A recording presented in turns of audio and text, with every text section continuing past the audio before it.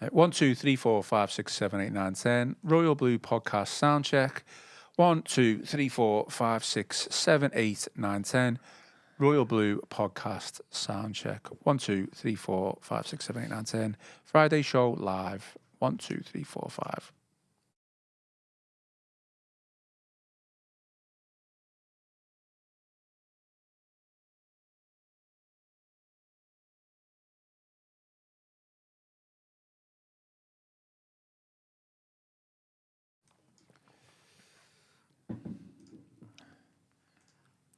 Hello and welcome to the Friday edition of the Royal Blue Podcast. We are live on YouTube and I am your host Ian Croll. Joining me in the Royal Blue studio today to talk all things Everton, the only guest on the show, Gavin Buckland. Gav? That's because there's been a press conference going on. I'm not that important, yeah.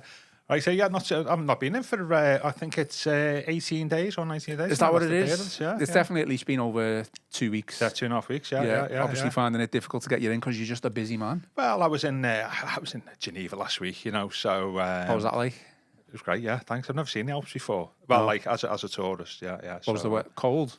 No. It was hot in here. Was it? Yeah. It was lovely. Yeah, it's just outside having a beer by Lake Geneva, which is... one of life's more pleasurable experiences. Yeah, absolutely. Yeah, it's fantastic.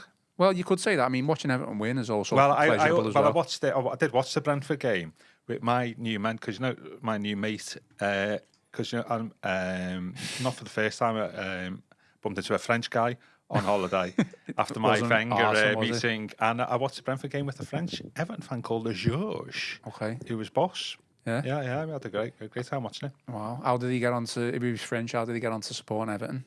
I didn't really ask, actually. I think he just an Everton, he likes Everton, So we had a good time watching the Blues, and 4-4 draw, wasn't it? Maybe should have won. Yeah, it was. Well, have you seen Chris's interview with Joe Royle? Have you managed to listen and watch that? I've seen it, yeah. Excellent stuff. Joe's always good value, isn't he? You got a funny story about Joe Royle, haven't you? Yeah, I'll Are you not going to say that live on the show? No, I'm not part that one. Oh, I do apologise. I thought you were going to... No. I thought you were going to promo that one. No. I'll part that one.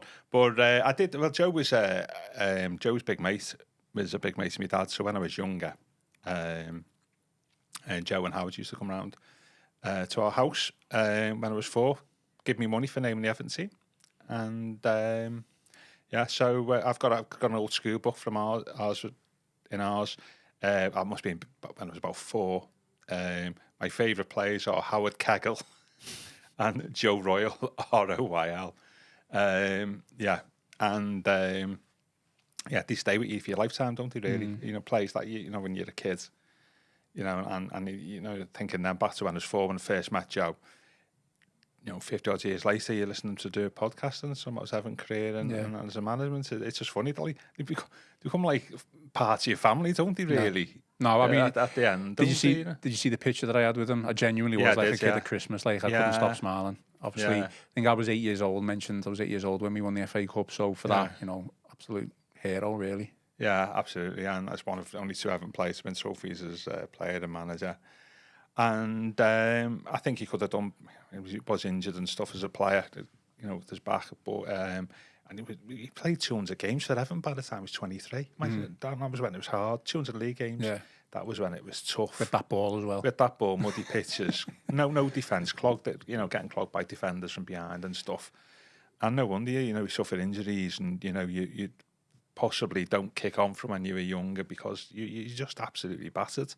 He's played for Everton when he was a kid, 18, 19. He was a big lad, Joe, as well, for his age. Yeah, and let's face it, they complain about the fixture schedule now, but sometimes they were playing like every 2-3 days, weren't they? Yeah, absolutely. And, less sports science, fitness was just running out the pitch. So it was a completely different world, and you wonder how some of them just survived. I know people have health problems later on, but... it was just a completely different game. I mean, we talk about now the game being harder 20 years ago than it was now, which undoubtedly is. But 20 years before that, and 20 years before that was even harder. And Joe was, I think, at the peak time for when it was tough. Yeah. I would think probably the late 60s, early 70s, and was the pace of the game kicked up then from the 1950s and 40s. So you had that thing of the pace of game picked up, but it was still physical. and he flourished. Joe as a big stopping centre forward, had the ball, good on the ground. He was he was a top player for us, really, and became a trophy winning manager. So you can't really ask for more from your Everton life than that, can you really? Everton legend, without a doubt. Yeah. I just want to say to you that I have finally started reading your book. Oh, right, okay. The End. Which one? Yeah. The End, that one. So I mean, a couple of chapters in, but what I found fascinating in the first couple was some of the quotes that you've included from the players and the manager. Yeah. When Lineker first signed. Yeah. And it was very much like a hostile back and forth type of Heath and Sharp. Oh, right, yeah. When they were like not happy when they were being dropped. Absolutely, yeah. Like, can you imagine that today? No. Players speaking to the media and going, I'm going to hand in a transfer request. That's one of the reasons why none of the books I've ever interviewed anybody for it. I always like to get contemporary quotes, because that's what people said at the time, and that reflects the time that they were in. So, I mean, just briefly, and you're not the first to pick up on that aspect of it. In '85, they bought Lineker, so they had like Sharp, Lineker, and Heath looking for two places up front, and there's three of them, obviously. So one's going to miss out. Lineker's always going to be playing. And first of all, he tries Lineker with Sharpie, then maybe it doesn't work a little bit. So Sharpie goes to the press and starts moaning, because that was the main vehicle. No social media. You put your message out in the press. I'm falling out. I'm not happy with Howard. I want to transfer. Blah blah blah. So he brings Sharpie back, and then he drops Inchy, and then Inchy starts going. I'm seeing. It was a classic Saturday night quote when somebody's being dropped. I'll be going to see the manager Monday morning to ask for the transfer. I'm not happy. And then Howard bites back, and so on. And it's fascinating, So they all newspaper quotes? Yeah, absolutely. Yeah, that's what just it's down there, and Can you imagine that today? No, it would never happen, would it? They were almost having a conversation with each other through a third party. Well, effectively, that's what absolutely. Yeah. And it's not a good conversation. That's what back page headlines. Newspapers love it, and Sharp wants out. And it's just, which he did at the time. Absolutely, a few times. I mean, Sharpie had a difficult relationship. I think with Howard would be the best way to describe it.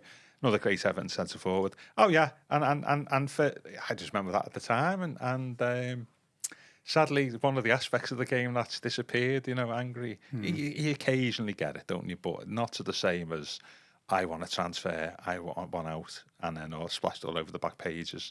I think that's a bit sad. Really. Just think of what we could have, the potential it could have been for angry football players in local newspapers. The Echo ran new, I guess columnist, didn't he, in the 90s and stuff. But there's a whole treasure trove of that. If you go, I love going through newspapers, and it's not just Everton players, by the way, and it's every club.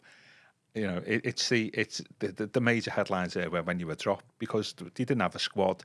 If you dropped, if you weren't in the 12, you're playing for the reserves. Sharpie was ended up playing for the reserves. Hull, when Everton first team were playing, and that's that's a retrograde step, isn't it? If you're a first teamer, and it was just. Yeah, they're just great, and it's one of the things I didn't, because I was used to it. I didn't really pick up on it, when I was writing the book. You're one of a number of people who said, "Reading all these quotes from players, Sharpie and Inchy," and it happens later on, with a couple of other players as well. And it's great, and we miss that. I miss that. I think like squad rotation probably just didn't exist back then, exactly. did it? Yeah, well, so if you didn't play, it was like, you dropped because you performed badly, and you miss out on your win bonuses. Exactly. A massive proportion of your wages, win bonuses. But with the injury problems that the teams and the players had back then, you probably needed a bigger squad. It was just. But goes back to Joe's point, isn't it? If you weren't fit, by and large you played. Yeah. And because it was a small squad, you played if you were injured, and probably wouldn't tell them, boss, you were injured. I think there was a suspicion. I think there was a couple of players in the Everton squad in 85, 86, the end of the season, weren't fit and played when they shouldn't have done. And so it was just considered to be part of the game, really. And it's a miracle now that players played 42 games a season in the league, never missed a minute. You wouldn't be substituted, could you? There was no such thing as managing your minutes. No. You were playing, and consequently, when you're not playing, it tended to cause ructions. About Joe himself, had a bit of a fallout with Billy Bingham in 74. Which he said, didn't he, in his interview? Yeah, and and that would end up in the press, and because the access to the players was just like free access, Dave Prentice, of course, of this parish, just turn up at Belfield, hang around for the morning, get a few quotes, and then run the piece. Yeah, different world. It's fine. It's not nowhere as incessant now, is it really, in that aspect? But apart from the Royal Blue podcast, because guess what? Now we talk about off the pitch stuff all the time, don't we? That's and you'll find that in the book. He starts off talking about the playing bits because it's a time of great change in that period, mid 80s to mid 90s. You start talking about those bits there, players being dropped, and I'm not happy. And by the time you get to the end of the book, it's all about wages and turnover and investments and stuff, debt packages. Exactly. I'm not lying. All that type of stuff. So, but that sort of then became the focus of a lot of the media output. Really, when a player signed, and we haven't even started about contemporary bits, is when you find at 94. What you find then is, like years before then, when the player was transferred, there was just a transfer fee quoted. It signed for, for £500,000. By the time you get to 94, mid-90s, and is on, signed a £250,000 a year deal, because at that point, that's when the wages became the big part of the transfer, not the transfer fee. Well, as we found out to ourselves. And it was talking about there's some interesting stuff about our wage bill at the moment, knocking about, and it's interesting. You'd like it now to a degree. It'd be great. It would be a lot more interesting, but obviously clubs have a lot more control and say absolutely. on And players a lot more savvy about what to say and not to say. No, exactly. I mean, players probably want the rest as well sometimes, in terms of squad rotation. Yeah. Okay, well, we'll talk about modern news, contemporary news. Today's agenda. Loads to get through, to be fair. Yeah, absolutely. So we're going to do our best to rattle through as many Everton news topics as possible. We're going to talk Doucoure and his Everton future and the contract situation. We're going to talk about the Manchester United penalty incident, and I know you weren't particularly happy with that, Gav. So the panels. I was desperate to get on the panel, wasn't I, on that Monday? And you're fully booked. It's an independent panel, Gav, so you wouldn't be allowed on it, apparently. So this panel or the Premier League one. Exactly. I know you've got views. We'll talk about that. Briefly mentioned just then, obviously, the Friedkin Group's debt management package. New director of football reports. Obviously, Kevin Thirlwell set to leave in the summer. We have got a game. So we have got a game at Wolves, Wolves preview, 8 p.m. kickoff. I gave my score prediction on Wednesday, so we'll see what Gav's is as well. So stick with us. As always, give us a thumbs up and drop us a like and subscribe to the channel. If you haven't already, I mean, Moyes has just not long finished his pre-match press conference, talking about injuries and players who may be back. No major update. No, I believe so. I think Danny Church in the comments is asking about that. Said Coleman's probably the closest to coming back, but even then he's probably not. Yeah, he's not getting in the team, is he, at the moment? Not quite far. So we'll come on to team selection. Let's start with the Manchester United Ashley Young penalty call, Gav.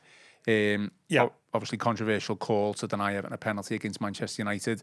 This panel, independent panel, which consists of representatives from the PG, MOL and the Premier League, as well as three former players or / coaches. Found that it was the right decision. What do you make of that? You can, go back to the beginning. I think so what happened is, and you probably covered this off, is on the day the referee give the penalty for the foul by Maguire, didn't he? He didn't see the delict, by the sounds of it, the share pull. And so when it went to VAR, the VAR came back on that basis that when Maguire had, it was on the side of Young, wasn't it? In terms of the guidance that the referees use for it, that's not a penalty in itself, because it's not a firm. They look for like grabbing round above the waist and stuff, and it has to be a firm grab, which I think that's fair enough. Why it took like 3 minutes to decide that is another kettle of fish, isn't it, really? The VAR official didn't. I know we're talking about this too. It sounds better today, don't we? But it's worth covering. The VAR official had seen the delict thing, but it didn't for him. It didn't pass the threshold of what's a proper grab. So VAR very rarely intervene there, and so it didn't refer that back to Madley. Though strangely, he did show one picture from behind the goal, and so that was effectively why they got to where they were on the day. But that raises a couple of questions, doesn't it? Really, is Madley didn't see the delay. Well, let's believe. Yeah, he didn't see it, and if he had seen it and given a penalty, VAR wouldn't have overturned him, apparently. So that was the first thing. The second thing is, that having seen the pull on Young, Madley then took no action at all, and I think it's not clear why, because you could have asked for more frames from the VAR. So there was two things that was wrong there, I think. So when this panel, they're just basically the panel just reviewing, and I get what you're saying. It was run by the PGMOL originally, wasn't it? And they took it away from them because of their independence. But because they thought they probably weren't independent enough. But we still have a PGMOL person on the panel, as indeed the Premier League one. Why do you have 5 former players? Mm-hmm. Why don't you just take the Premier League and the PGMOL out? It can't be described as independence. Yeah. It should be semi-independent. We're not well, it shouldn't be totally independent. Yeah. It should have 5 former, and that's the, and we're not questioning people's integrity here. You're just saying if you're gonna make it independent. Don't make it. Yeah. I mean, it's also interesting, by the way, that they agreed with the on-field decision over the Kunati. In the derby. Okay, yeah. The push in the derby, they agreed with the on-field decision there. So it works for you and against it, doesn't it, really? But this was just apparently... Anyway, before we finish... So, but what they said is they ruled basically on the Maguire thing and said that, and apparently the guidance is if somebody does, over-elaborate on the dive, that will work against you. That's what the guidance is. Do you have to... If you don't fall over, though... You can still be fired if you don't fall over. Exactly. Yeah. Well, there's one in the first half. I can't remember it was, and at the Glasgow end who didn't. So they ruled on the VAR intervention on the Maguire, which is fine, but they didn't rule at all or mention at all the delict. What happened there? Why didn't the VAR go back to the? They refer to the delict challenge because they said the challenges on Young were not sufficient for him to go the way he did. So they obviously appreciated it was a challenge by delict, but mentioned nothing about it, about why the VAR didn't intervene, why the failure of Madley to look at it and all that type of stuff. And there's still a lot of unanswered questions there for me. The audio, which hopefully will come out, will sort of tidy this up. But as a fan, I know we are a bit past, but as a fan, but just as an observer is, in the last minute of the game, Young was the closest to the ball, and he might not have scored, might he, in their penalty area, and he gets a tug from Maguire, and he gets a share ball twice by delict, so he can't get to the ball, and that's not. They say whatever, that's not a penalty. Well, I disagree with that. And then I think that's what everybody's view is. It's not a clear and obvious error. You've got to view the whole thing in the round. You can't separate it into 2 separate offences. And I think there's been a failure on the day by the referee and a failure on the day by the VAR, and which they to at least give the referee the opportunity to look at it in full. And I don't think that's been covered up by the panel. And people like Dale Johnson from ESPN, who's a real expert on this type of stuff, may disagree. I think you disagree with that viewpoint. But for me, it still leaves questions unanswered, really, about how the whole thing was processed on the day. I think you need more transparency, to be honest. I think you need full transparency. And the fact that the audio still hasn't been released, I know they released them in bursts or sections, but Liverpool demanded audio was released after their game with Tottenham. Well, that was slightly different, wasn't it? That was such a blatant... It is and it isn't, though, Gav. I feel like a football club can't just demand audio's release no matter what, and then the league or the PGMOL have given into that. Yeah. If anything, the impact of it now, if it's released over the next couple of weeks, will be gone. Yeah. I get it. But for me, it still leaves questions unanswered how it was refereed on the day, and I'm not sure whether the clarification that they've issued this week covers all the points that people, not just Everton fans, there's a lot of other, most independent judges thought as well. Why they thought it was a penalty. It doesn't really answer all them queries, and that's a frustrating thing for me, because they were only looking at the original Maguire decision, and I'm not sure that's right. No, I agree, and like you've said, decisions go our way, for us, against us. I get it, and I think a panel has ruled in our favour in the past, which is absolutely fine. To challenge it. That's fine, but Goodison. it doesn't mean anything now, does it? No, it doesn't. But it's hopefully the lesson learned here is the lesson learned for the officials. Did the process work effectively that day? And if there are two offences happening at the same time, does the current guidance that you've got cover, cover all bases, as it were, so they get to the right decision? In this case, I don't think it did. I think they just completely ignored the direct decision. I just think more transparency, to be honest. And I think to call this panel independent is wrong because it's not, and you don't know. It's semi-independent. Yeah, exactly. Yeah, I mean, you can never be totally independent, but it's just the look, isn't it? It's just the look of it. And would you want to know who's exactly on the panel when they do these things? I know one person is, apparently. Has it been revealed? I've heard one name mentioned. Go on, you're going to tell us? No, Tell me after. I believe somebody said this week that Rob Green, is one of it. Yeah, goalie's on it. Yeah, that's what I've heard. That's allegedly. I'm only saying. Okay. Yeah, he may or may not be. That's what I've heard. But let us know in the comments what you think about the decision. Well, obviously the actual decision on the day, but the decision of the panel to say that it was right from VAR as well as the referee to overturn the penalty. That's probably fine. But the problem is that wasn't the offence. The main offence, was it? Yeah, I think as well. If you remember on the day, how long did he take to try that was my frustrating. Goal? Yeah, and that was the frustrating thing on both things, wasn't it? The second one, if it's quite simple as Maguire's pulled him, but it's not sufficient talk. Does it take like 3 minutes or whatever it took to decide it isn't? It just gives the impression that they were looking for. And I'm not, again, we're not questioning integrity or anything like that, but it did give the impression that they were looking for every possible, option not to give the Beto goal because it took so long. When quite clearly it was a goal. Well, same with Mateta the week before, wasn't it, at Palace? Exactly. Well, that was a goal. He should have just given that goal straight away. Yeah. So it's as I say, you tend to get like a bit paranoid about these things. Oh, it's only us. But actually, it's the whole thing. Yeah. But you could talk all day about VAR, couldn't you? Obviously, I'm speaking with my blue tinted glasses on, but I do like to think I'm not as biased as maybe what people make out I am on Twitter. My biggest argument in the week was that this is not an independent panel and shouldn't be, named as an independent panel. You can do that without questioning people's integrity. I just thought, look, it was a bit strange that I haven't taken a responsibility away from PGMOL. You then have somebody from PGMOL still on the panel. There may be there as a guidance, I don't know, but it was just a bit odd. And I don't care what anyone says, whether a referee is influenced or not. They are influenced by crowd, bigger teams. Hence, say if we were to play a lower league team, we would probably get the big decisions, because of crowd influence and stuff like that.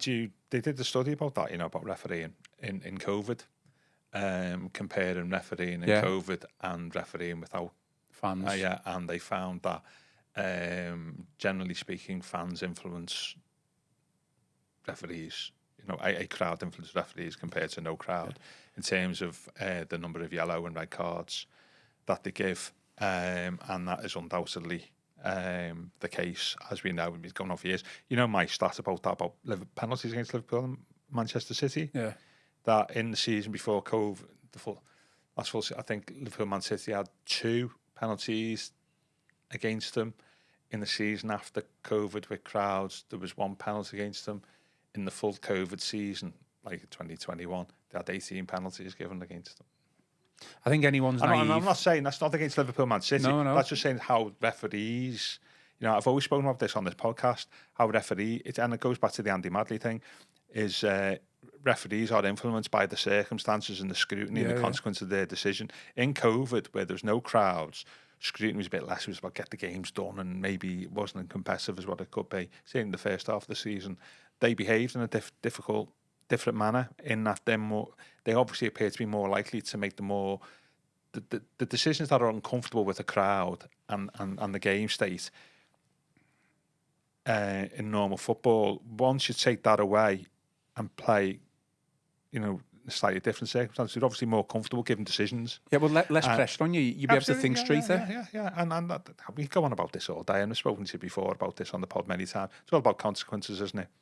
And in that, I know West Ham got a penalty in the last minute against United that basically Ten Hag got the sack for, but it's all about consequences in that game, isn't it? I think it worked for us in the derby, by the way. I think it would have taken a brave VAR official and referee to give a foul there, absolutely all day long. That's fair enough. And I just think people are naive if they don't think referees are influenced by the circumstances of the game. But VAR was supposed to correct all this, but actually what it's done, it's just given people a longer period of time to think about the consequences, hasn't it, really? And but in the back of fans' minds, that's like, well, you've had more time to think about that. Yeah, but it doesn't work like that. It goes the opposite. If you give more people more thinking time, the classic one is, I'm not conscious of it, is the Roddy handball in the Gladys Street penalty area in February 22, was it?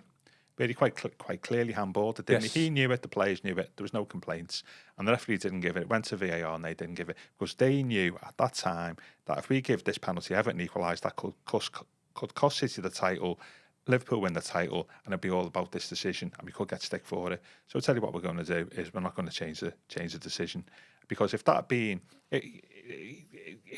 game state's important here, if say we've been winning 2-0 against Man United in the last minute, they give them that penalty. Yeah, because it doesn't change the state of the game. Over it being the first minute, they would have given it, and VAR wouldn't have intervened.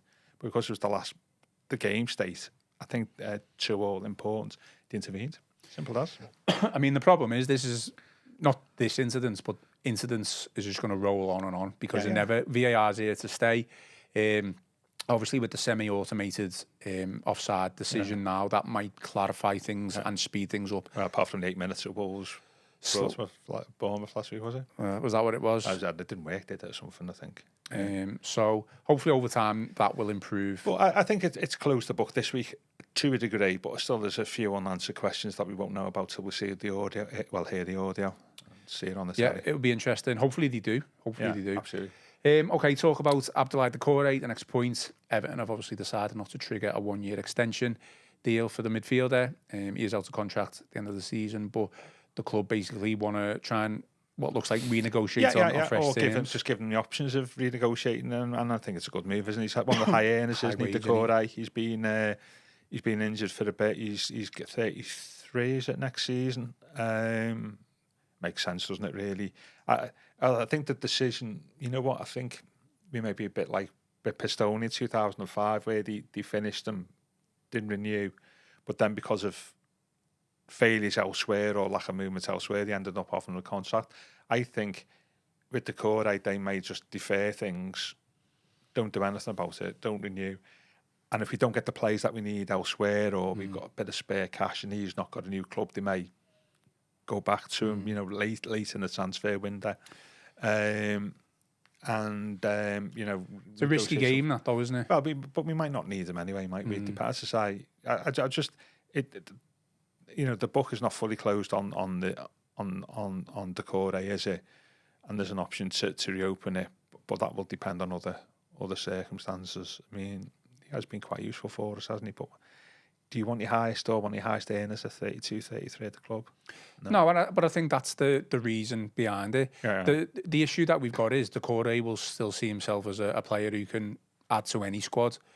He could go to Saudi, so he could get loads of money there potentially. Yeah. He's not to us worth, what is he, £130,000 a week? That's the report that he's on. So, you know, if he leaves because he doesn't fancy taking a pay cut, then absolutely fine. You know, just move along and enjoy the latter stage of your career elsewhere.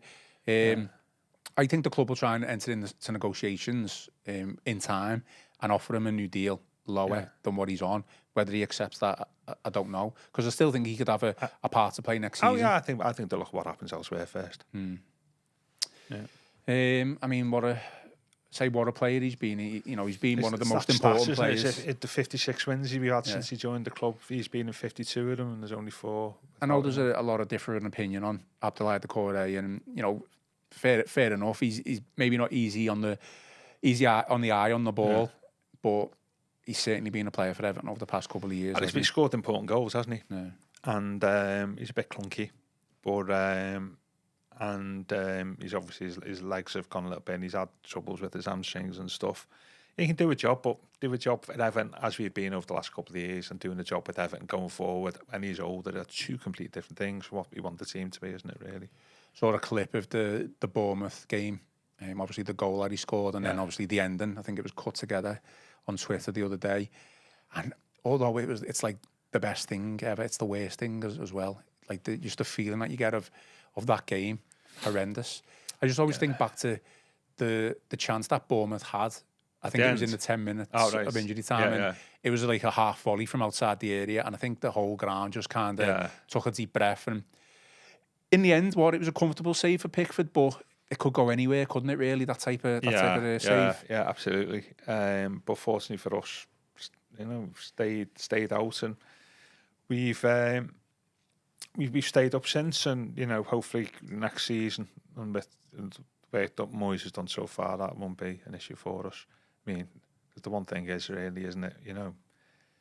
All the 3 teams from the Championship come up next season. Are they going to be as good as any better than the 3? I know the 3 have gone down. I know Leeds are probably decent, and Sunderland possibly, but it's a massive jump there, isn't it? A lot of debate and talk about that online over the past couple of weeks, saying the gulf now between the gap between the Championship and the Premier League is probably the biggest it's ever been. I'm sure that one of the reasons why there's been quite a big in that mid-lower reaches of the table, the Premier League, why them clubs have, I think there's 2 or 3 reasons are being competitive this season and probably last, is the fact that actually they're free of a little bit of pressure of relegation.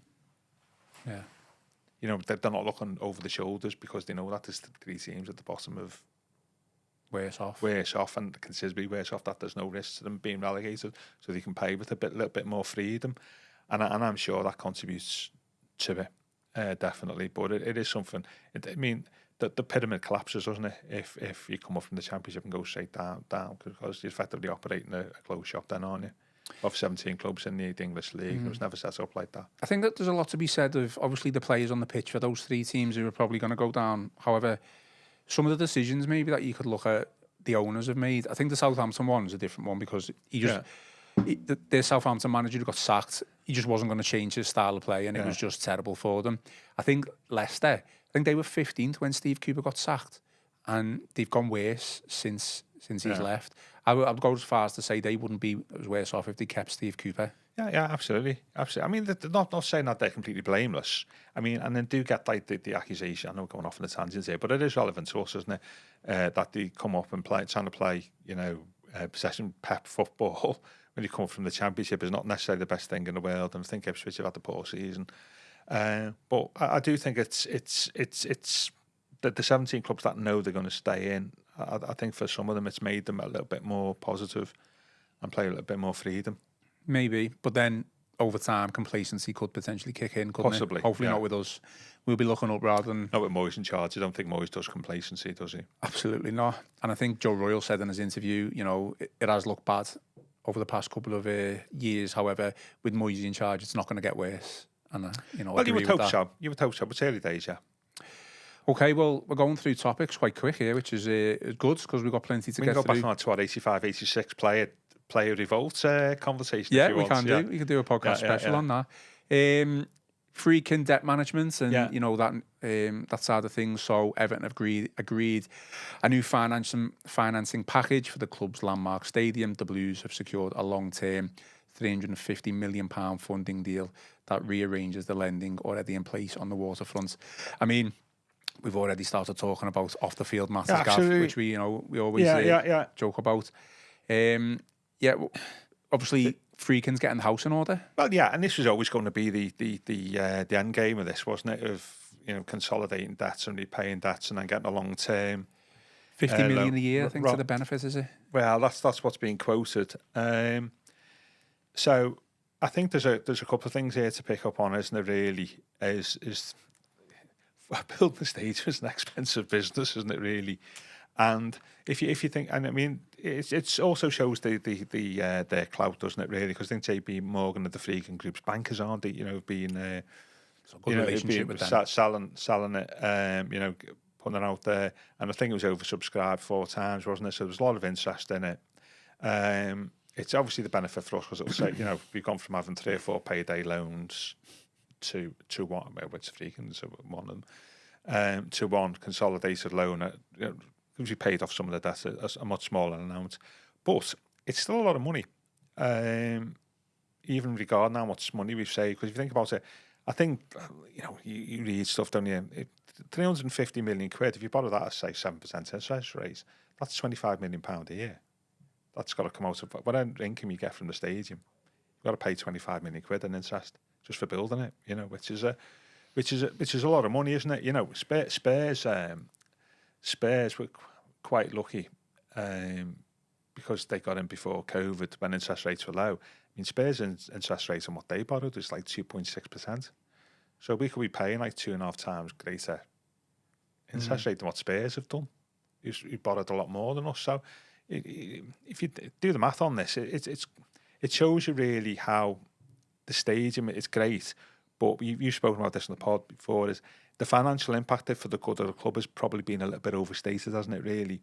Because if you think about it, say we generate an extra £70 million from the stadium through, you know, say we generate £70 million from the stadium in terms of extra fans, you know, stadium deal, all that, okay. Commercial, you know, stuff, you know, food and drink on the day.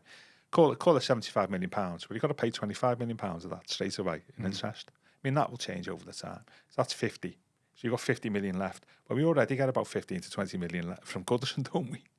So you've got to take that off. So then you're left with the actual extra income you get to reinvest in the club for moving to the new stadium. Might only be about 30 million quid. You know, 35 million pound a year. Yeah. Obviously, this is a long-term plan, though, isn't it? Yeah, which is good. But we only look at short-term, though, as football fans, don't we? Which is good. But it's not game-changing, like Spurs getting an extra, whatever, £120 million. And, you know, from my side. But even the new stadium, we were only still going to be like, what, 8th or 9th, I think, in terms of commercial match day revenue, weren't we? I think that was Yeah. thing. And we're way at the bottom at the moment. I mean, so, yeah, it's a big change for us. But I do think, you know, I keep on the game change stadium. Yeah, it's great for the club and it's great for the, you know, the image of the club, and there's brand value there and so on, and go the Euros and, you know, concerts and stuff like that. Yeah, all that type of thing. But ultimately, once you've built it and you take into account where we moved from and the cost of building it, you know, the amount of money that we've got spare to reinvest in the squad is not as much as what people think. I wrote about this for the Echo in 2019, because one of the reasons we're moving to the stadium is not for money. It's because that Goodison is just, you know, it's reaching the end of its natural life, isn't it, really? And so we need to bear that in mind, that building a ground is an expensive business. I was thinking about, but it does give us opportunities. I was thinking about this. UEFA published their finance and investment finance report yesterday, and we got mentioned a couple of times. But one of the things it says, and I think this is really relevant to the stadium, is because, you know, like TV deals in football have basically plateaued, haven't they? I think they've only gone up 3% in 5 years. Is now the big, more than TV now, the important things for clubs earn more money from commercial deals and from match day revenue has now outstripped TV. So you've got to max that out. So that's what we're doing, going to Bramley Moor. And there's a talent piece in it. I think we get, no, not mentioned, I think we have, I don't know, I can't remember what, £18, you know, your bum on the seats, the club will earn £18 a game from you. Where like at Goodison Park, where like somewhere like Wolves, they get £31. Villa get £37 a seat. Liverpool's £55, something like that. So where we are at Goodison Park, you know, in terms of the match day revenue, very, very low. When we go to Bramley Moor, that's where we want to be, don't we? We want to get like £40 a seat or something like that, because it's important to do so.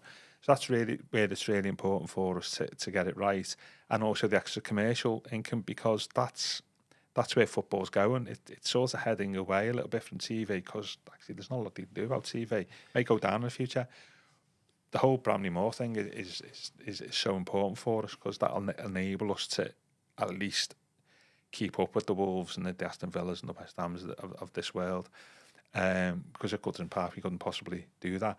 But within that, the amount of money that we have to contribute to the good of the club in the short term is not as great as what people think. And I mean, in the report, we've got the 19th highest wage bill in Europe, which, considering like we're the 30th richest club, there's a mismatch there, and so we need that extra revenue to afford that wage bill, don't we? So there's lots of reasons for you know, it's great that they've done this, but it just shows you're building up stadiums expensive business, isn't it? Really, and we should, you've still got to pay for it. It's interesting that you say that we want to be getting to like 40, 50 pound a seat. Ideally, I know. Ideally for the Friedkins, but it's not good for the fans, is it? To be paying. This is the thing, extra. isn't it? This is it's the low. We've talked about this about the capacity ad nauseam, haven't we? About a local fan base economically, not the wealthiest stadium in the country is at Liverpool. Is you can only charge so much because we're not going to get a lot of people, football tourists, for want of a better phrase, coming to see us compared to. I mean, I drove past Anfield, I think, when they played Man United in January, and it was like a London game. It was like going to a London game. When you saw the range of people who were there and the way they were made up and stuff, it wasn't like watching going to Goodison at all. And we're never going to get that. Certainly in the short medium term. So what we can charge is limited, isn't it? But that limits your revenue, and then the difference the stadium makes to us is not as great as what people think. I think though, do you think the club? Well, obviously the season tickets haven't gone up as much as what people thought was the general consensus. Well, they've gone up, but they've gone up where a lot of people can afford them. If you can't afford that, then it's too then it's not good, is it? It's too expensive for you. I'm just wondering, American owners, what they like to, match day revenue that, then they've got a stage to pay for. I'm just wondering whether they get people in. So you've got your seat, brand new stadium, great view, put them up more. That. I think in year two they'll go up a lot more than what people will expect. So it won't just be a 3% increase to reflect inflation. I think to get people in, get the match day experience, and then the year two, that's when you would put them up a lot more. Maybe. I hope not, because for a lot of people, well. A lot of people are probably on the threshold of what they can actually afford. Yeah, absolutely. So a lot will come with that. If you start putting ticket prices up, then you might start pricing out the real fans of the game, and absolutely. you might have to start promoting your tickets to tourists and that will start affecting atmosphere. Tourists, isn't it? Here, for that. No, exactly. I keep on hearing that. But I mean, the biggest. This is going off on a tangent. No, but it's relative to the loan, isn't it? That's the thing. No, you've exactly. got to pay for the loan. But so the biggest side effect of PSR is all of this. Don't get me wrong. Clubs have got to run the clubs accordingly and like a business and make money. But it's like you said, they're trying to squeeze out as much commercial revenue as possible. Of the supporters, and now the supporters are being massively affected now. It's not just Everton; it's the whole of the Premier League. So we're kind of, because we've got this brand new stadium. We're being told, well, we should accept it because it's a brand new stadium. And fair enough. I don't think anyone thought the prices were going to stay the same for Bramall Moore. No, then of course they can't. Exactly. You can't go from £19 a seat. It's not going to get. There's no way that they can go up too much more. I genuinely don't. I get that completely. Which is fine. You'd like to think if Friedkins are savvy people, obviously, and you'd think if they wanted to do that, somebody would caution them. I'm not saying it's going to happen. What I'm saying is it's a possibility. That their strategy would be, well, actually, we can get more money. 30,000, not about 42,000 season ticket holders. We've got other people that want to come in. Put the prices up, or or the alternative is actually if somebody gives up the season ticket, is don't give a new season ticket. Somebody else is just make more match day tickets. I'm going to be honest, people will disagree with me, but I think we've probably got too many season ticket holders right now. I think we have. I think that I would have reduced them substantially at Goodison. You know why? I would have given more people the opportunity to go in the game. And so when they go to a new stadium, bigger stadium, people want to go. There's a lot of reasons for me saying that, by the way, but what I'm saying is, like, obviously you could potentially make more money from match day revenue, and I would never stop anyone from getting a season ticket. That's not my intention, but I think we're probably one of the highest, if not the highest percentage of season ticket holders, aren't we? Right up there. But then that's because of the loyal fan base that we've got. Yeah, and it's built up over time, as the man said. And I'm not saying the club's been wrong to do it. I'm saying in a perfect world, if you look back at it, you maybe would have thought that maybe just kept it to to a lower figure. But you got to remember, there's 2011-12, we only averaged 31,000. We've had 10,000 staff. That's only 10 years ago. Even though we've been terrible over the past 10 years, there's actually been an increase, hasn't there? Yeah, absolutely. Which is strange in a way. Because they built the season, and it's still demand. The demand is there. Obviously, as you got closer to BMD, people want a ticket there as well. So you get to see the ticket at Goodison. But at the same time, we do charge a large number of people. Not a lot of money to go. Is it 25% paid £10 or less a couple of years ago? That was one of the things for a ticket, which is great if you get young fans in the future. But you can't have it both ways, can you? You can't be competitive and be this forward-looking company, and at the same time, have a pricing structure that is actually cheaper than what it should be. No, I still think fan ticket revenue is a drop in the ocean of what the club could make elsewhere, though. So the fans should be looked after in that way. Loyal fans, I think anyway. for other clubs, possibly, but for us, once we go to Bramley Moor and what it makes for us is going to be a far bigger proportion than Goodison, isn't it? Obviously, but there's obviously, I've mentioned concerts already, that sort of stuff. Like the money, the figures that Liverpool that's been banded around for, like when Taylor Swift came to Anfield and stuff like that, like incredible figures. Do you got a number? I thought it was 12 million. The Liverpool don't get that 12 million though, do they? They'll get hosting. They won't get. I thought that they were paid 12 million for Liverpool for that hosting but that might be right, not 12 million a gig. But obviously Liverpool have got expenses themselves. Yeah, absolutely. Yeah, I might be wrong, but I'm sure that's what I read and I was told. Right, I'm conscious of time. You guys said we had nothing to speak about now. We're rushing. I just want to ask a really silly question, sticking with the Friedkin debt management. For anyone who is like wondering, basically, how have they managed to negotiate this better loan term repayment with a new lender? They gave us a JP Morgan who they'll advertise. But what I'm saying is the existing lenders are now out of pocket to an extent. Have paid some off, haven't they? Yeah, it's a good question. We won't know. I don't think we know in full this. It'd be really interesting when the accounts come out. The accounts are due out the end of this month, isn't it? Yeah, end of March. It would be in the annual report and accounts. It's to the 23-24 season, so it finishes June 24. That's obviously pre-Friedkins, but you have this thing, and to accounts which you have to complete, which is called post-balance sheet events. So basically, what you have to put in there is significant events that have happened to the company since June 2024. You don't have to quantify them. You just have to mention what's gone on. Mm-hmm. And I would imagine that for me is probably going to be a really interesting part of the report. Is that it will hopefully cover all this off, where they said like who's been repaid. Yeah. What new debts accrued and stuff like that since June 24. Cover the new ownership. It won't be like a table and all these numbers and stuff. It will just mention what's gone on, and I think we won't know until we see the notes to the accounts. That will be a really interesting part for me. Yeah. Because I think they pay off our rights and media funding, and we don't know how this works with ACAP and stuff. We're supposed to pay 66 million quid off, I think, or whatever. But where the different pots are being affected and stuff is interesting. I just think I'm trying to get my mind around to say existing lenders that we owed money to. Yeah. They're due a lot of money in interest over the next couple of years. They're going to make millions. That would have been part of the settlement, wouldn't it? Really? Yeah, but now the Friedkins have negotiated this new deal with JP Morgan. Is that right? Yeah. And now JP Morgan have gone to market to get lenders. So there might be, I don't know how many lenders there be. There might not all be like 30-year lenders. There might be some of 15 years. Maybe slightly different interest rates and stuff.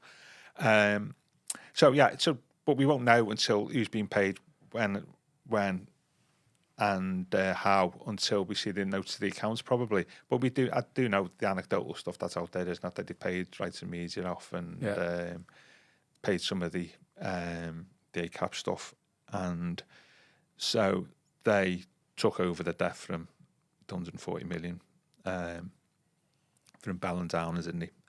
They took over that. So we'll see. But they won't put it this way. Don't worry about it. It won't be out of pocket. No. I mean, I just find it fascinating, to be honest. Yeah.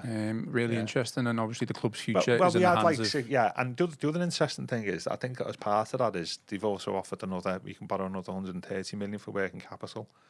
Because I think in the first year, Bramley Moor, we might need cash. to be fair. Well, we've got a lot of recruitment to be doing, so you never know. Well, that's interesting, isn't it? Yeah, In okay. itself, things are moving. Let's talk about Thelwell, director of football, and the reports of a new director of football.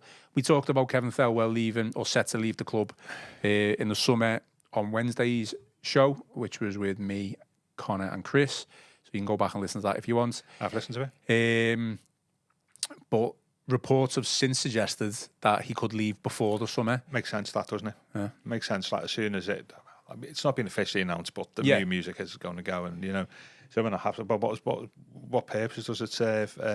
Interestingly, sorry, no questions on Thelwell in the press conference. Yeah, well, that's understandable because it's awkward, isn't it? Really, and yeah, because you could be moving to another Premier League club, couldn't you? You could, tap you up, and they find out all the intelligence about Everton's targets and so on. But would he be placed on like garden leave or just be paid off his deal? Dan Ashworth went on garden leave and stuff like that. Just a weird phrase. Yeah. Nice weather for it, though. So yeah, that makes sense. Whether Thelwell should go, I think you can see Friedkin's wanted to take the club in a different direction, possibly, and like anybody else, when you come in, you want your own people in, don't you? I think he divides opinion, which we've discussed. He's had some good signings, he's had some bad signings. I think the overall riding theme is that he's had to work under restrictions. Yeah, but your director of football it's a lot more than just. You can't just say, okay, he had his hit rate was 70% success, therefore he's great. But you live or die by directors of football live or die by the recruitment, don't they? As fans, but within the club, whether they see that as a completely different thing, isn't it? I think the stock's risen. Yeah, definitely. Certainly over the past 2 months. I think when Thelwell came in, what do you think he was? Which is what, 22, was it? Yeah. What do you think his main target was from the club? This is what we want you to do. What do you think he would be? Well, I don't know. I think he might have come into the club maybe not knowing what was about to happen with the club. Yeah. So I might be wrong. He might have known. He wouldn't know because he would have seen the accounts and all the turmoil and stuff. He should have asked for more money. Yeah. Well, yeah. It's what do you think? I think if it were me, and this has been shown, I think within the behaviour is sort the PSR issue out. Okay. Make sure we live with him, get us on an even keel. And obviously they're not going to announce that, are they, at the time? No, and I think that do your trading to ensure we meet PSR. And, he's done that, hasn't he? Because I know we released in 22-23. There was a lot of stuff we did. Well, no, so 21, 22. There was stuff we did after he came in, like we sold Richarlison, sold Anthony Gordon. So but to basically get us back where, according to the Premier League, we've met PSR in 23-24 at the end of that 3-year cycle, and the likelihood is therefore you think that we're going to meet in 24-25. And I think that so manoeuvre the staff around when you're buying players or selling players, make sure that actually it gets us back on an even keel. I mean, we reached PSR in 22-23 not because of our player trading, because the club had this obviously misunderstanding with the Premier League over interest rates, which that's not been sorted. The club didn't think they'd breached PSR. You see, so was he? Kevin Thelwell was there at the time. Yeah, he was. So he's operating. Well, I've met it. 22-23. Me dealings. Selling Richarlison and stuff.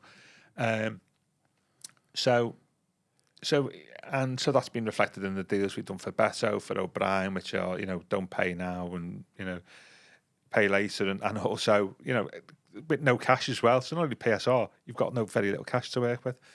So do that, and I think he's done that, hasn't he? Really? I think if you remember, you think back to selling Richarlison. It was kind of common knowledge that if we didn't sell Richarlison, we were in major trouble. He'd only been in this two months or whatever. So I can't remember. He might have been in, or I can't remember. But around that time, anyway, he'd be there. So Anthony Gordon, and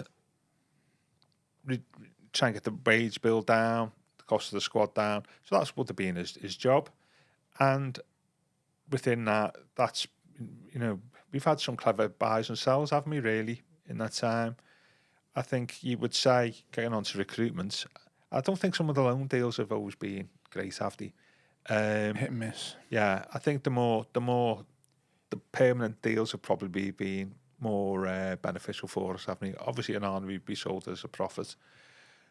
The players we brought in since 22, Garner, so on, bringing Gay back. It was not necessarily a fan, but he's done a good job for us. You've obviously seen the likes of NJ, and I'm not going to go through the list now. It's been done 1,000 times. I think, are we in a better place on playing side now than what we were 3 years ago? I'd say, yeah. I would think so. Certainly with David Moyes at the helm as well. Yeah, now. and it takes a good manager, doesn't it, to get the best out of your players, which perhaps Dice doesn't do. I mean, also with Thelwell is, like, he might come in and our recruitment team might not be great. You're only as good as direct football. He's only good at your recruitment team, the scouting network. Well, the scouting network was non-existent. If they don't exist, or not as good as what they should be, that's going to reflect on you. So you have to sort that out.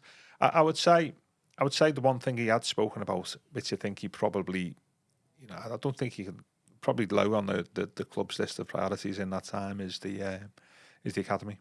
Yeah. I think he said that in an interview with the iPaper. That it needs... it's a lot of work, that though, isn't it? Yeah, and I think that's not being top of the club's priorities.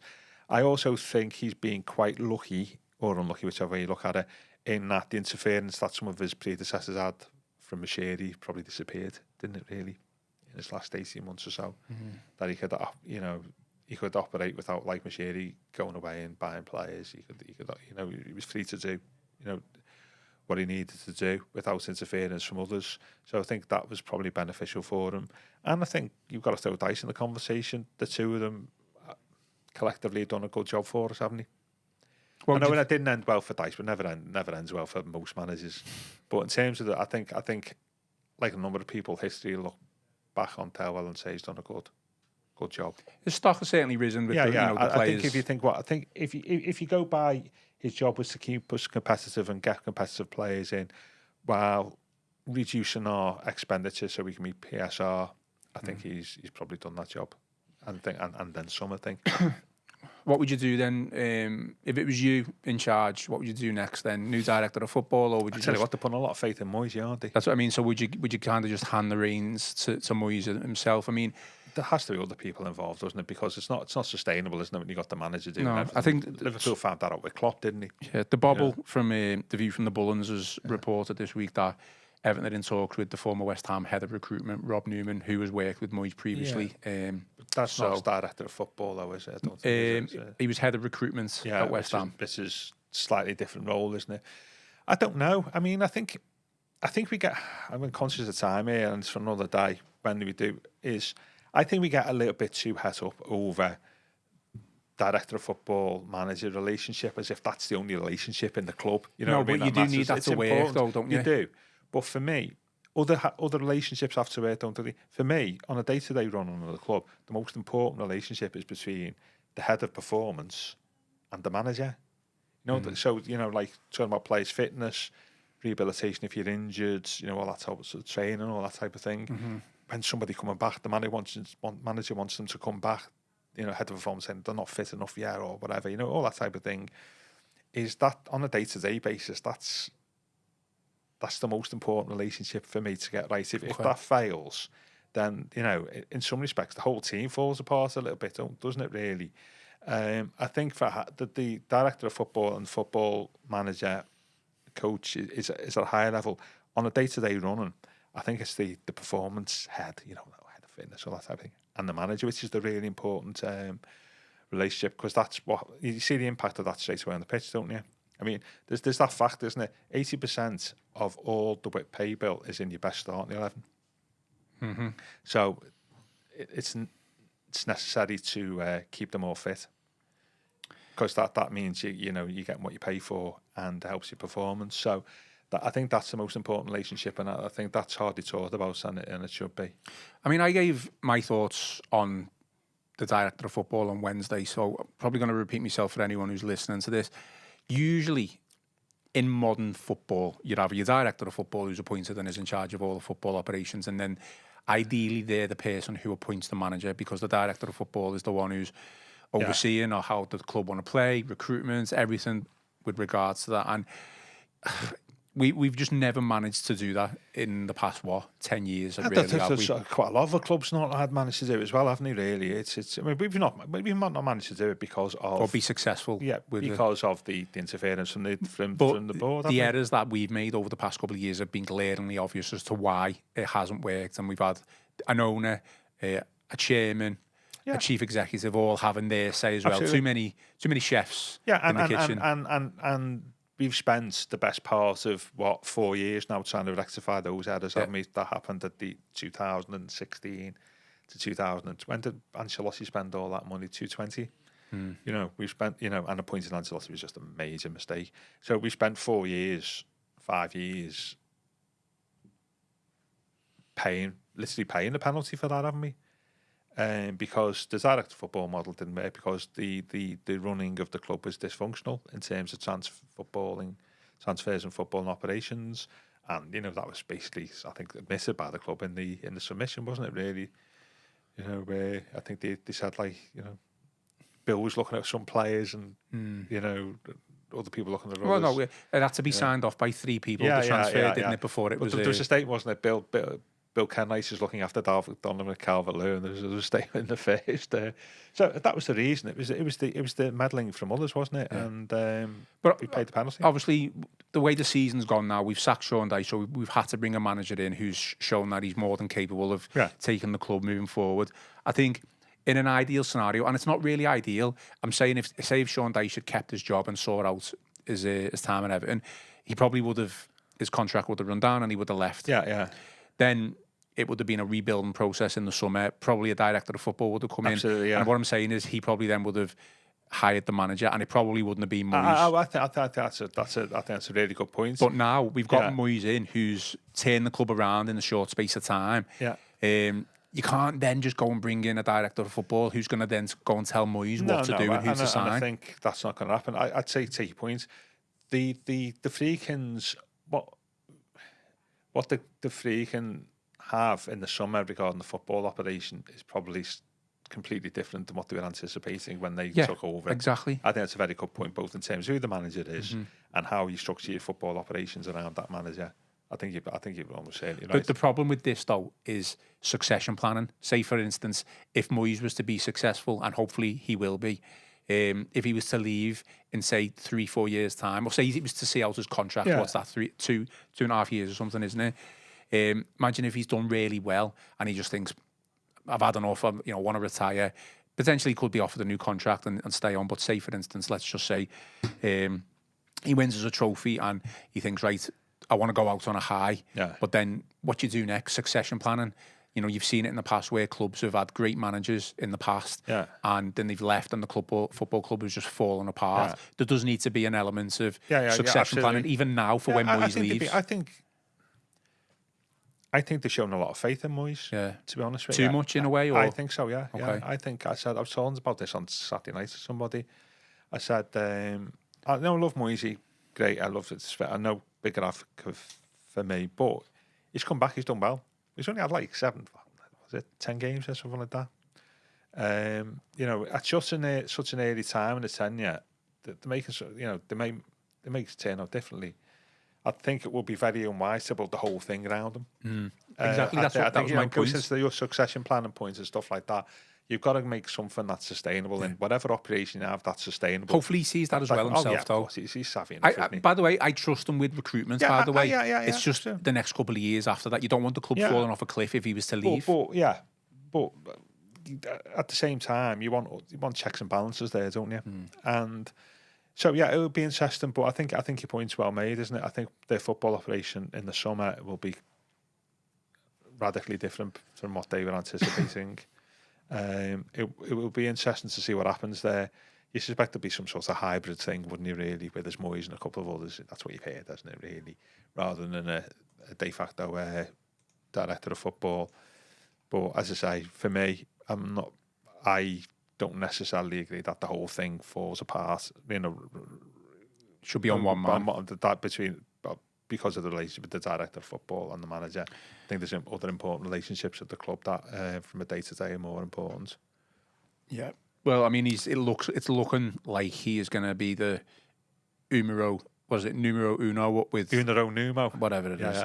In terms of, I'm going out later. I'll be saying that. Recruitment, because obviously, if reports to be true that he brings Rob Newman in, then he's bringing someone in. He's got a good relationship with. Yeah, absolutely, and that's what you do, don't you? Really. There are downsides to that, though, as well, aren't there? Well, yeah, because you want to be challenged. I think that's one of Dyche's problems. Exactly. they surround themselves with the same people year in, year out. Means that you get too many people who just it's too cozy, and that's not great. You want people who come in and challenge. So we'll wait and see. But I think it'll be different to what they were anticipating. I suspect that actually, those said like putting a lot of trust in Moyes, perhaps a little bit too early. I think that's you'd like to think they're savvy enough to put some contingency in place. Okay, well we are deep into injury time, so we haven't even spoke about Wolves, so we'll have to be quick. Obviously 8 o'clock kickoff on Saturday. Wolves still down at the bottom, probably need the points more than us. Below us, sorry, I don't tend to look at the bottom of the table these days, The table still doesn't look great. No, because all the other teams around us have been on great runs, haven't they? You look at the points, it's obviously better. If we were to win, I think and other teams lose, we could jump like 3 or 4 places. Yeah, I mean, about 4 teams above us have won the last 2 games, haven't they, something? I mean, winnable game in it. No, what's his name? Cunha, isn't it? Yeah, their big main player out. And it's a win. It's like going to. I think if you can get a point at Brentford, you can get a win at Wolves, can't you? You were thinking without the best player. Their home form is absolutely woeful. I was looking at last night. We lost 15 of the last 21 Premier League home matches, haven't they? Obviously better, like a lot of teams are playing away. So I think it's a big opportunity for us to pick 3 points because, and this goes back to Moyes and his impact on next 2 games, Liverpool and Arsenal. After West Ham, isn't it? West Ham, which I think would be a tough game.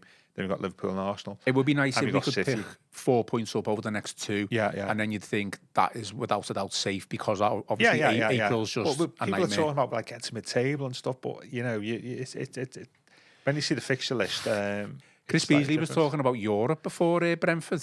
Yeah, well, to be fair, like in the next few years, I think anybody who's in the Premier League will get into Europe, won't they?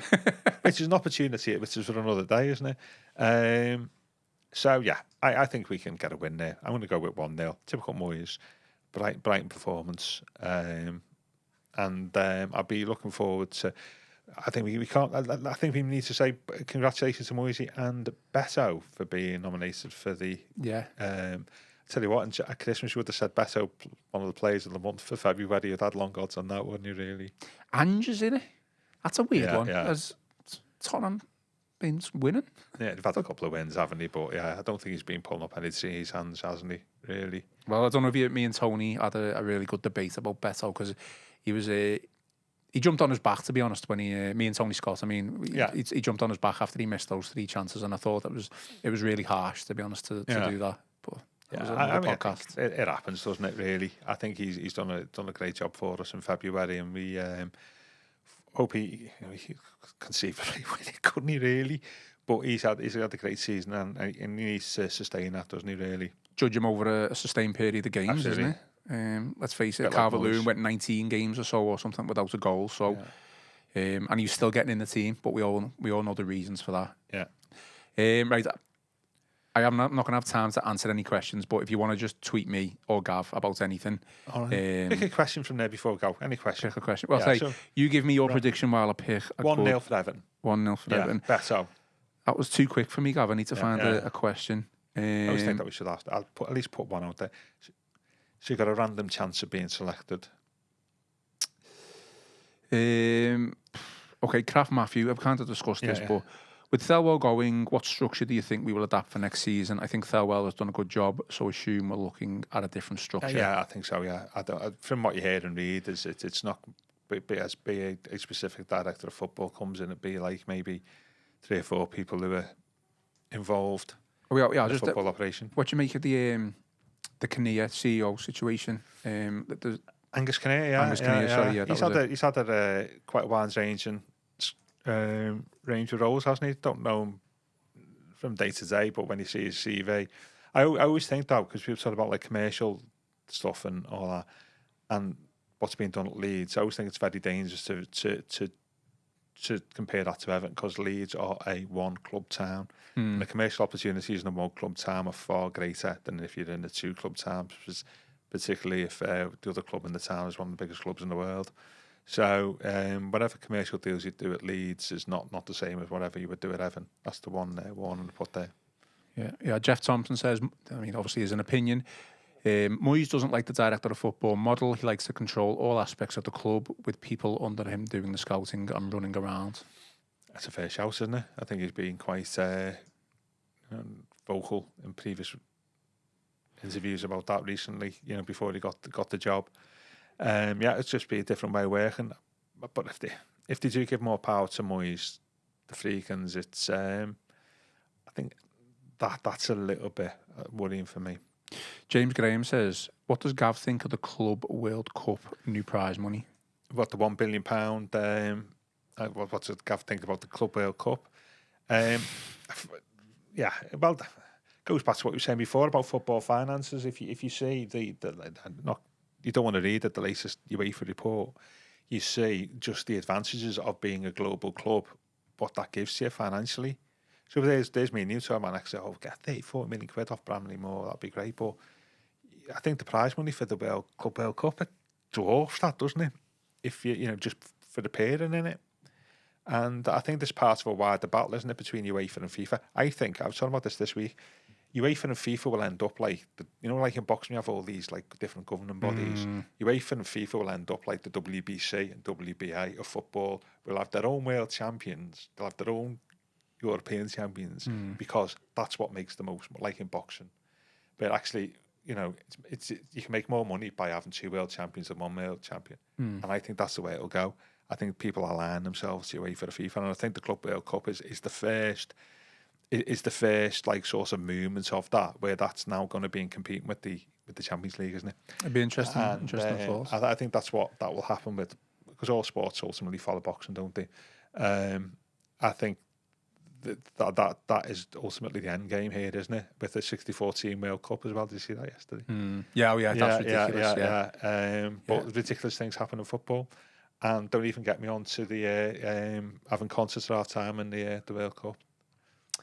That would make me go apoplectic, But no, I think it's a good point in regard to football finances, isn't it? Really, because if you're in it, these are the clubs they're trying to compete against. And FIFA shouldn't be running tournaments anyway. They're guardians of the game, they can't be guardians and organiser of football, because it's a conflict of interest, isn't it? Exactly. Incidentally, any questions that you want to throw at me and Gav, do so on Twitter. Yeah, what's your handle? Gavin Buckland's one. And mine's at Ian Croll one as well. So I do apologise for not getting through as many comments and questions. Just being a busy one today. A lot there, considering you said there was a bit of a slim agenda. Well, no, I said there was loads to get through. Loads. Okay, yeah, sorry. But you said no, that we were going really quickly through. No, because there was loads. Yeah, I've got one last comment for you, Gav. You'll enjoy this. So Rave91, I've read the whole of the end, would recommend it to any blue. Loads of stuff I'd forgotten about or didn't even know. A great read, even if it talks about our fall from glory to mediocrity. Thank you, Ravon. Yeah, thank you. Final thoughts then, before we do go? I've got no final thoughts other than hope for a win tomorrow. Tomorrow night. First time we played at 8 PM Saturday outside of COVID ever. Yeah, interesting time, isn't it?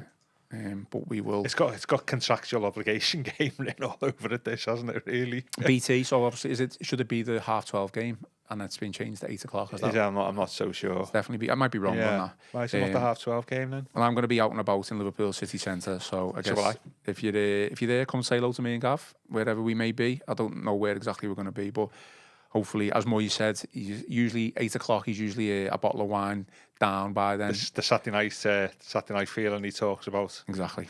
Yeah, a great line. All right, well, that is all for today's show. Please remember to hit the like and subscribe button. Follow us on Apple and Spotify as well. Most importantly, enjoy the rest of your day. Enjoy your Saturday and your Sunday. I've been Ian Croll, joined by Gav Buckland, and this has been the Royal Blue Podcast.